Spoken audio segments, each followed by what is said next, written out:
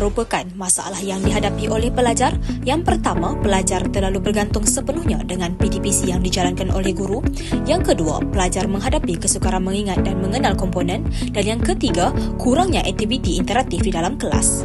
Berikut merupakan kaedah pelaksanaan yang dijalankan. Yang pertama adalah membina akronim untuk memudahkan hafalan. Yang kedua, menukar sengarai komponen kepada lirik lagu. Dan yang ketiga, menyelesaikan teka silang kata sebagai latihan pengukuhan. Kajian ini dijalankan selama 3 minggu melibatkan 17 orang pelajar 2 efisien. Untuk aktiviti pertama, pelajar dibahagikan kepada kumpulan kecil dan perlu membina akronim atau frasa dalam masa yang terhad. Kelebihan daripada aktiviti ini, murid dapat membuat keputusan secara pantas dan membantu mereka untuk mengingat dengan lebih mudah.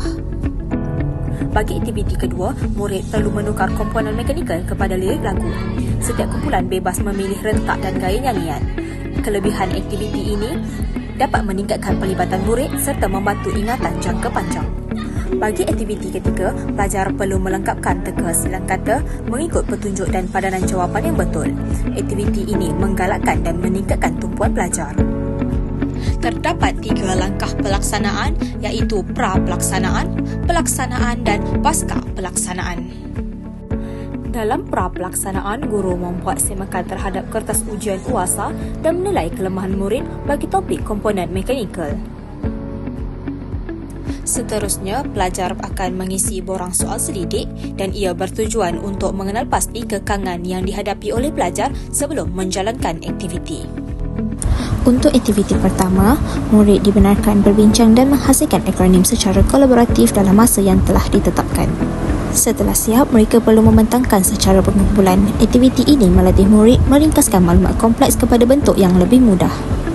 Untuk aktiviti kedua, murid diminta untuk mengolah komponen mekanikal kepada lirik lagu. Mereka bebas memilih melodi sedia ada atau mencipta lagu sendiri. Seterusnya, mereka perlu membentangkan lagu yang mereka hasilkan secara berkumpulan. Aktiviti ini bukan sahaja menyeronokkan, malah ia juga membantu murid mengingat urutan komponen melalui irama dan pola melodi.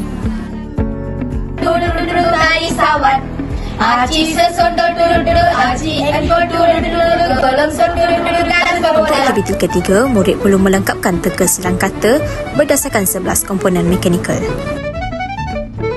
Berikut merupakan antara tugasan yang telah dihantar oleh pelajar. Baik sekali, untuk pasca pelaksanaan, pelajar diminta untuk menjawab kuis berkaitan dengan topik komponen mekanikal. Berikut merupakan hasil daripada aktiviti yang dijalankan. Ia menunjukkan murid lebih kuasai dan fahami serta ingat setiap komponen mekanikal.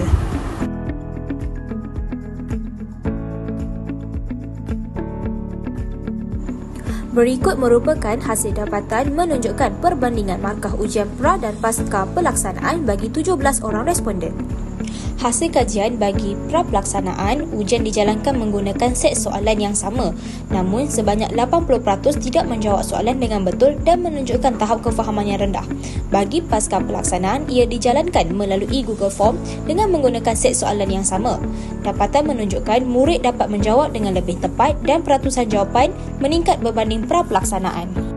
Sebagai kesimpulan, hasil dapatan menunjukkan bahawa aktiviti yang lebih menyeronokkan mampu menarik minat dan membantu pelajar untuk mengingat dan memahami.